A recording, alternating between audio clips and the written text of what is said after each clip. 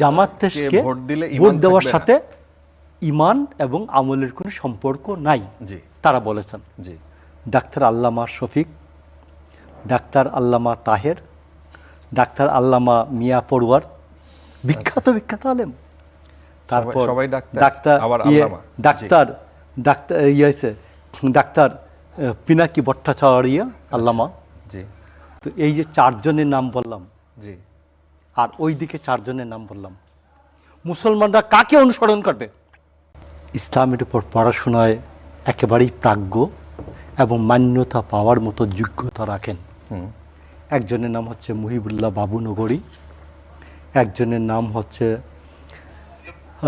বাইতুল মুকামের খতিব মুফতি আল্লামা আব্দুল মালেক, নুরুল ইসলাম অলিপুরি, ডক্টর এনায়েতুল্লাহ আব্বাসী। এরা প্রত্যেকে বলেছেন যে ইসলামের নামে জামায়াত ইসলামকে ভোট দিলে ইমান থাকবে না। জামায়াত ইসলামকে ভোট দেওয়ার সাথে ইমান এবং আমলের কোনো পার্থক্য নাই, সম্পর্ক নাই। জামাত দেশকে ভোট দেওয়ার সাথে ইমান এবং আমলের কোনো সম্পর্ক নাই তারা বলেছেন। এখন আসেন, এদেরকে যারা প্রতিদ্বন্দ্বিতা করে বক্তব্য রাখছেন, ডাক্তার আল্লামা শফিক, ডাক্তার আল্লামা তাহের, ডাক্তার আল্লামা মিয়া পড়ুয়ার, বিখ্যাত বিখ্যাত আলেম। তারপর ডাক্তার পিনাকি ভট্টাচার্য আল্লামা। তো এই যে চারজনের নাম বললাম, আর ওইদিকে চারজনের নাম বললাম, মুসলমানরা কাকে অনুসরণ করবে? মহিবুল্লাহ বাবুনগরীকে অনুসরণ করবে, নাকি আব্দুল মালিক সাহেবকে অনুসরণ করবে, নুরুল ইসলাম অলিপুরিকে অনুসরণ করবে, না এনায়েতুল্লাহ আব্বাসকে অনুসরণ করবে? প্রশ্ন ক্লিয়ার।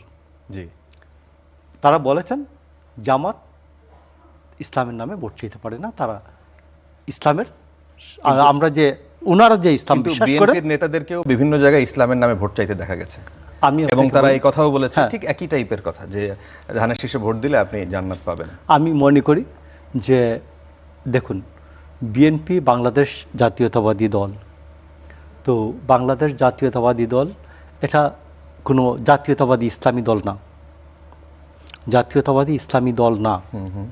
তবে বিএনপি এইটুকুন করেছে, ইসলামের কথা না বলে যা করেছে, জিয়াউর রহমান প্রক্লেমেশনের মাধ্যমে জিয়াউর রহমান দুটো কাজ করেছেন। একটা হচ্ছে প্রিয়েম্বলের উপরে বিসমিল্লাহির রহমানির রহিম সংযুক্ত করে দিয়েছেন, আর রাষ্ট্র পরিচালনার যে চারটি মূলনীতি, সেখানে 4 নম্বর মূলনীতির মধ্যে তিনি বলেছেন আল্লাহর উপর অবিচল আস্থা এবং পূর্ণ বিশ্বাস, এটা যুক্ত করেছেন। গত 54 বছরে বা 77 বছরে এই পর্যন্ত কেউ এই কাজটা করতে পারেন নাই। আমি আপনাকে বলছি।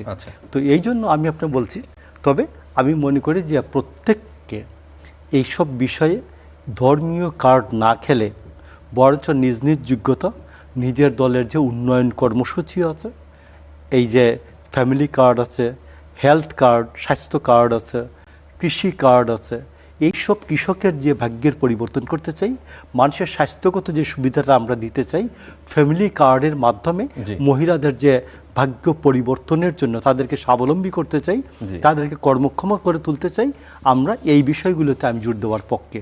এবং আমি আপনাকে বলি, জিয়াউর রহমান যে 1977 সালে যেভাবে বাংলাদেশের কৃষি বিপ্লবের নামে নতুন ইরিদান সূচনা করেছিলেন, এবং হাওড়ে গ্রামে গ্রামে যে নতুন কৃষকের মধ্যে প্রাণ ফিরে আসছিল, এই কথাগুলি মনে করিয়ে দেওয়া দরকার।